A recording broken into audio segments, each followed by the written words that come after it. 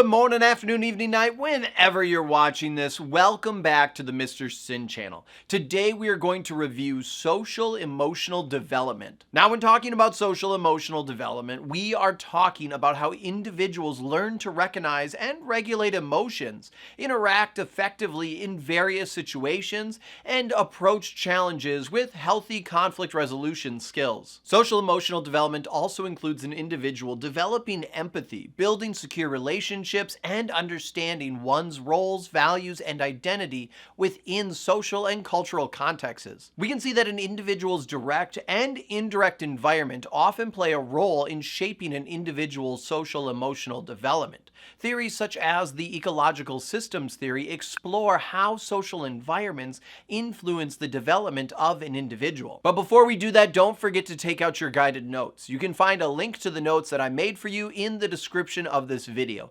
Trust me, you want to make sure that you are taking notes during this video because we are going to be talking about a ton of information. Every day, we as individuals are being influenced by different environmental forces. The ecological system theory seeks to examine how these different environments shape an individual by focusing on 5 different environments. The first is the microsystem. This includes other people and groups that an individual has direct interactions with. For instance, an individual's family, friends, classmates, or their teachers. The feedback, support, and even conflicts that an individual experiences here often have a major impact on the individual's attitudes, beliefs, self-esteem, behavior, and emotional well-being. The next layer is the mesosystem, which consists of relationships between different microsystems in the individual's life. Now, I realize that this is kind of confusing, so let me explain it in a different way. Think of the mesosystem as how the different parts of your life interact with one another. This system is the connections between the different people and places that are part of your daily life. For example, the relationship between your parents and your friends, 2 important microsystems in your life. Let's say, for example, that your parents do not approve of your friends. Well, they might try to limit your time with your friends or make negative comments about your friends to you. This would ultimately reduce the time you spend with your friends, increase the amount of tension at home, and possibly influence how you perceive your friends and maybe family. In this example, the 2 microsystems that are interacting is your friends and your parents. Now, the next layer of this model is the exosystem, which focuses on indirect influences in an individual's life. These are environments or settings that an individual is not directly part of, but still are impacted by. For example, your local government decides to cut funding for education, resulting in your school district to make budget cuts, ultimately reducing the amount of opportunities you have at school. You're not part of the government or the school board, but their decisions have an impact on your life. Another example would be your parents and their workplace. Say your parents have a stressful job. It's likely that their mood and energy levels are impacted every day from work, which means that it's likely that when your parents get home, they are tired or in a negative mood. This ends up impacting how your parents interact with you and what they do at home. Even though you do not work at your parents' job and most likely rarely go there, you are still impacted by what happens at their employment. Now, if we continue to expand our scope of focus, we get to the next layer, which is the macrosystem. Think of this system as the big picture system. It includes society, societal values, laws, customs, and cultural beliefs. Oftentimes we see that this system influences all of the other systems. The cultural values of the society that an individual is part of often end up actually shaping the different institutions and people in the previous systems that we talked about. For example, in this system we can see that religious or cultural traditions of society often end up influencing workplace culture, family values, individual routines, holiday celebrations, and even expectations about career paths. Now, the very last layer is the Chronosystem, and this one's a little bit more abstract as it deals with time, specifically with the changes that occur throughout an individual's life and the time frame in which an individual lives in. Changes in an individual's personal life could include parents getting divorced, which would change a person's family dynamics. There's also life transitions such as moving from middle school to high school or going off to college. These time-based changes put an individual in new environments, change their social dynamics, and influence their friendships and opportunities. Lastly, we can see that societal changes or environmental changes can also be a factor here. For example, if you were in school during the COVID-19 pandemic, you most likely experienced online learning, social isolation, and missed different milestones, such as going to prom, graduation, or your first homecoming week, all of which affected your perspective and life. So the ecological system theory highlights how our development is never just about one factor. And I realize that this theory can be confusing. So to help, I created a practice quiz to help you check your understanding. You can find the practice quiz inside my ultimate review packet. So since we've been spending so much time talking about our environments, let's shift our focus over to parents and examine how parenting style can impact an individual. When talking about parenting styles, we are talking about different ways in which caregivers set rules and interact with their children. The first parenting style is authoritarian parenting, which is often characterized with strict rules, little room for discussion, and often consists of punishment to enforce rules. Parents with this parenting style generally do not have much flexibility with their children. They expect their children to follow every rule without explanation or question. These parents set a high bar for their children and expect a little to no resistance. Generally, this parenting style results in children becoming rule followers who are obedient, but can also result in the child having difficulty making choices on their own and possibly having a lower self-esteem. We can see that depending on the culture, this parenting style is viewed differently. Cultures that emphasize respect for elders and community harmony often view authoritarian parenting more positively. But in cultures where children are encouraged to be more independent and ask questions, this parenting of style is generally viewed more negatively. Now, on the opposite side of our parenting spectrum is our next parenting style, and that is permissive parenting. This style is characterized with fewer rules and expectations. Children here have lots of freedom, with parents often avoiding setting limits on the children. Now, don't get this parenting style confused with a negligent parent. Permissive parents still play a role in their children's lives. However, they often don't set or enforce boundaries with their children. Negligent parents, on the other hand, are parents who are completely uninvolved in their children's lives, playing little to no role in the life of the child. Generally, children with parents that have a permissive parenting style often tend to be more creative and feel very loved, but may struggle with self-discipline, respect for authority, and have problems with self-control. Lastly, there is authoritative parenting, which is categorized by clear rules and expectations, with room for discussion. Parents with this style often will explain the reasoning behind their rules and encourage their children to give input. These parents encourage independence while also maintaining limits and offering guidance. This type of parenting style often results in children developing strong self-esteem, better self-regulation, and social skills. We can see that this type of parenting generally is linked to positive outcomes, but how this parenting style looks can differ from culture to culture. For instance, individualistic cultures will often focus on the children's independence and reward individual accomplishments, while collectivist cultures will reward contributions to the family or larger community. Understanding the different parenting styles not only allows us to better understand how children develop, but also gives us insight into different aspects of an individual's life. For instance, we can see that different parenting styles can impact an individual's attachment style. Attachment styles are often formed during childhood and infancy. They are shaped by the relationships between a child and their caregivers, and will vary based on the child's culture and also temperament. Some children have a secure attachment, which results in the child feeling comfortable exploring new places with their caregiver nearby. If their caregiver leaves, the child will most likely get upset, but will be easily comforted when the caregiver returns. A secure attachment occurs because the child feels safe and supported by their caregiver. Secure attachments often lead to the child to develop better social skills and allow the child to better regulate their emotions. The other attachment style is an insecure attachment style, which can actually be broken down into 3 different attachments. The first being an avoidant attachment. Children with this attachment tend to avoid or ignore their parents or caregivers, showing little emotion when their parent or caregiver leaves them or returns to them. This can result in the child struggling to form close relationships. This attachment often occurs in children whose caregivers are emotionally distant from them. The second is anxious attachment, which is also known as ambivalent or resistant.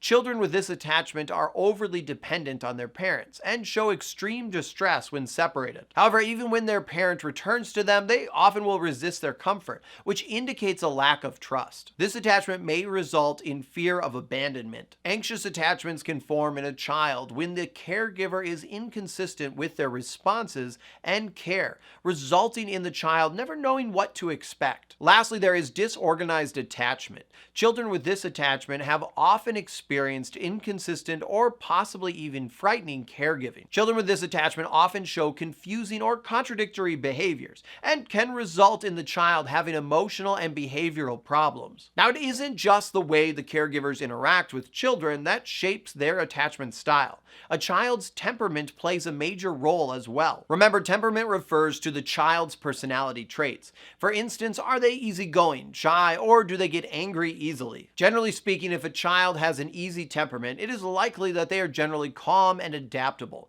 resulting in them forming secure attachments more easily. But if the child has a difficult temperament, it is more likely that they will have larger emotional reactions, or possibly be harder to soothe. This could indicate that they are more prone to insecure attachments, especially if their parent or caregiver struggles to respond to their actions consistently. Now, regardless of a child's attachment style, eventually the child's bond with their caregiver will be tested, and the child will become separated from their caregiver. This can result in separation anxiety, which is when a child feels nervous, upset, or fearful about being away from their caregiver. This is because their caregiver is not just someone who feeds them. They are the source of comfort. We can see that many children go through a phase of separation anxiety. This often starts when the child is around 6 to 8 months old and normally ends when the child is around 10 to 18 months old. We can see actually further evidence of caregivers being more than just someone who provides food, shelter, and clothes in a Harlow's monkey study, which highlighted the importance of comfort and care. The study separated infant monkeys from their mothers. The infant monkeys were given 2 surrogate mothers, one that was made entirely of wires and one that was covered in a soft cloth. The mother that was made of wires had food for the baby monkey to eat, while the cloth mother only offered comfort. The study found that monkeys would only go to the wire monkey for food, and as soon as they were done eating, would immediately go back to the cloth mother. It also found that when the monkey would become scared or startled, it would immediately go to the cloth mother. This showed that the need for comfort and physical closeness outweighed the need for food. Understanding separation anxiety and the importance of comfort helps us see that caregiving isn't just about meeting the basic physical needs of an individual. It's also about meeting their emotional needs as well. Now, if you do need more help reviewing the different parenting styles or the different attachment styles, make sure to check out my ultimate review packet after this video. I created different practice resources that help you review, learn, and practice each of these different concepts. All right, let's continue talking about development and talk about peer relationships. Starting out with children, we can see that peer relationships often consist of parallel play. Young children simply play next to each other rather than directly with each other. As children age, they eventually start to engage in pretend play, which is where they create imaginary worlds, stories, acting out scenarios with toys, objects, and other children. This type of play builds social and communication skills as children learn to cooperate and share roles. As kids continue to grow, friends continue to play an ever-increasing role in their lives. By the time the children become teenagers, friends generally make up a significant part of the individual's support system. Individuals in their adolescent years are constantly being influenced by their peers, from everything down to the clothes that they wear or to the music that they listen to. During adolescence, teens generally display egocentrism, meaning they generally focus on their own perspective. For instance, it is common for teens to feel like everyone is watching them and judging them, putting themselves at the center of attention. This is known as the imaginary audience. This can result in the individual to become self-conscious, assuming that everyone will notice their imperfections. We can also see individuals in their adolescent years experience the personal fable, which is the belief that an individual's experiences are unique and that no one else can fully understand what they're going through. Think of this as essentially having plot armor. This can result in the individual not believing that certain challenges or setbacks in life will happen to them, or lead an individual to believe believe that no one can understand them. This sense of uniqueness can lead the individual to engage in risky behaviors, since they may feel immune to any danger that may be present. Now, as people age, they continue to try and figure out who they are. Generally, we can see 4 stages that a person may go through when trying to figure out their identity. The first stage is foreclosure, which is when an individual has a high degree of commitment to a particular identity or idea. However, they have not explored other options. Next, there is diffusion, which is when an individual has not committed to a set idea or identity and has not explored any other possibilities, often resulting in a lack of direction. Then there is moratorium, which is when an individual is actively exploring their identity and possible options. However, they do not have a commitment to one particular identity or idea just yet. Here, the individual is still trying to better understand who they are and what they believe. Lastly, there is achievement, which is when an individual has a set identity and has explored their options. This means that the individual is able to come to their own conclusion about their identity and not rely on someone else's. It is important to note that there is no set order in which people progress through these stages. Some people may skip stages or even revert back to stages, depending on what is going on in their life. Oftentimes, we can see that individuals who just enter adolescence may start with foreclosure and have their identity be based on their parents' ideas. And as they get older, they start to explore other ideas and come to their own conclusions.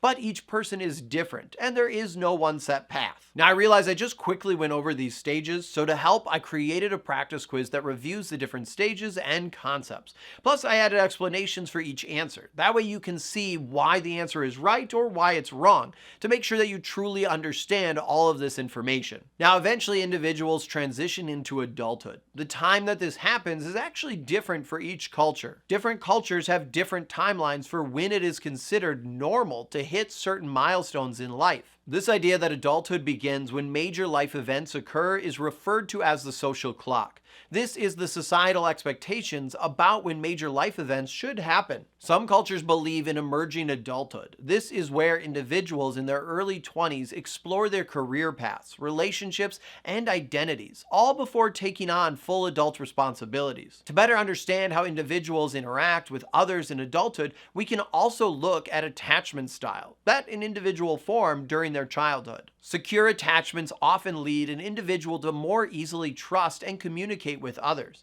while insecure attachments can make it more difficult for an adult to trust others. And it isn't just attachment styles that can influence adult relationships. Adverse childhood experiences can as well. ACE refers to stressful or traumatic events that occur during a person's childhood, such as abuse or neglect. If an individual who experienced an adverse childhood experience never learned healthy ways to express their emotions or resolve their conflicts, it may cause them to struggle forming relationships later in life. The individual may also find themselves feeling more anxious in certain relationships or struggle to regulate emotional reactions. Now, there is different sociocultural factors that can influence what is considered an adverse childhood experience. Different cultures may vary on what they identify as harmful or adverse, and may offer different support systems to help mitigate long-term effects. In some places, people might openly discuss feelings, receive therapy, or join support groups to heal from adverse childhood experiences. In other cultures, though, mental health issues may carry a stigma, making it harder for individuals to get support. These differences can influence how well someone recovers from an adverse childhood experience, and how they form adult relationships. Alright, now I know this video has already covered a lot of information, but we still need to review Erik Erikson's stages of psychosocial development. I'm going to go through these stages quick, but don't worry, I added an extra review video and practice quiz on the different stages inside the Ultimate Review packet to give you more support. Now, Erik Erikson's stages of psychosocial development consists of 8 stages, with each stage being centered around a conflict that an individual goes through. The first stage is trust versus mistrust, which occurs from when an individual is born and goes until around they are about 1 year old. During this stage, infants are dependent on their caregivers for food, for comfort, and for safety. If all of these different needs are met, it'll lead the infant to develop trust with their caregivers and the world. But if their needs are not met, it may lead the infant to develop an insecure attachment, leading to feelings of mistrust. The key question that an individual in this stage is asking is, can I trust the people around me? As an infant grows older and becomes a toddler, they enter the next stage, which is autonomy versus shame and doubt. This is where a toddler starts to explore their independence. The toddler can now separate items in the environment, and they understand what's theirs and what is someone else's. During this stage, toddlers start to walk, talk, and do their own thing. If adults encourage this independence, the child starts to develop confidence and a sense of autonomy. However, if the adult is overprotective or criticizes the child too harshly, the child might start to feel ashamed and doubt themselves. The key question an individual here asks is, can I do things myself or do I need help? Now, when a child moves into their preschool years, they enter the next stage, which is initiative versus guilt. This generally starts when the child is around 3 years old and goes until the child is around 6 years old. This is when children start asking lots of questions. They try to take control over their lives and are constantly curious. If children are supported in their creativity and the questions that they ask, they will start to develop initiative. But if adults are constantly downplaying the child's questions and ideas, they may start to feel guilty about their ideas, which will decrease their desire to be creative. During this stage, children are trying to see if it's okay for them to try new things. The next stage is industry versus inferiority, which occurs when a child enters their elementary and middle school years. Here, children start to compare themselves to their peers. Children compare their skills, knowledge, and even their family's socioeconomic status. When encouraged and praised for their work, children here start to develop a sense of competence and pride. But if the child is constantly being criticized for their efforts or not recognized, they may start to feel inferior and doubt their abilities. Children during this stage are asking the question, am I good? Which can refer to their skill or the concept of good and bad. Now, when an individual enters their adolescent years, they enter the next stage, which is identity versus role confusion. During this stage, an individual explores their identity and personal values. Peer groups in this stage become extremely important, with an individual often conforming to their friend groups. If an individual can develop a strong sense of self, they will feel confident in who they are. But if they struggle to understand their identity and can't resolve their internal conflicts, it can lead them to question their role in life. Individuals during this stage are trying to answer the who am I question as they try to figure out what they will do in life and who they are. Now, eventually individuals leave adolescence and enter the next stage, which is intimacy versus isolation.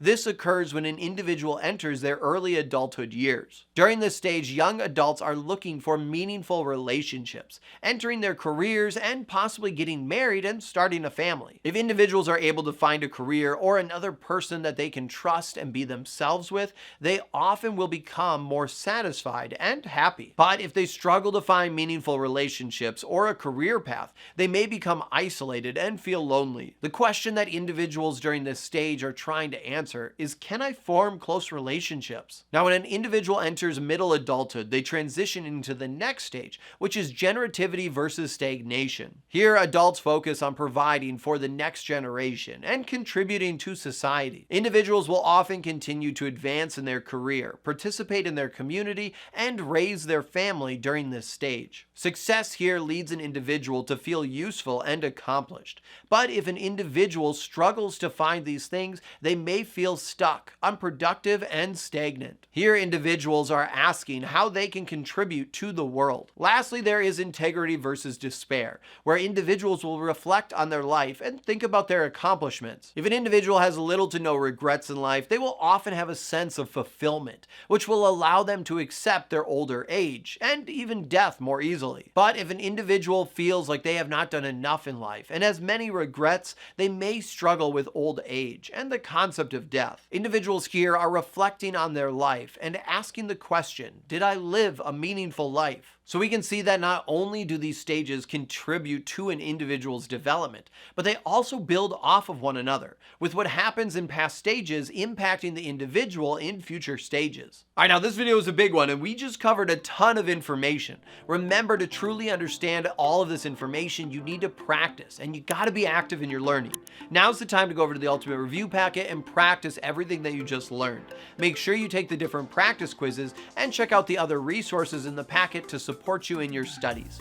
As always, I'm Mr. Sinn. Thank you so much for watching, and I'll see you next time online.